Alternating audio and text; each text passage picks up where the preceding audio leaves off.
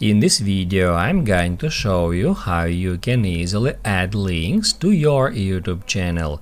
Be sure to watch the video to the very end so you don't make any mistakes, and of course do not forget to like this video and subscribe to my channel. Thanks guys. So let's get started, and first off, open up a web browser and go to youtube.com. After that, make sure you are signed into your YouTube account, and then just click at your profile picture at the top right corner. Then select YouTube Studio.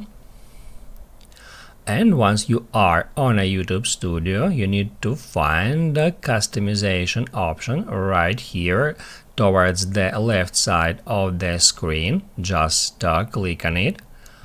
Then click at Basic Info, and then just scroll down until you find links.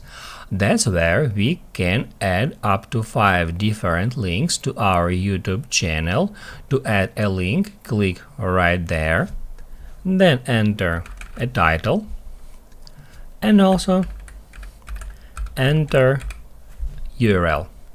To save the changes, do not forget to click at Publish.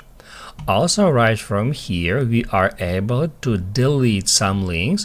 To delete a link, click at trash icon next to it. Also, we can in here change links order.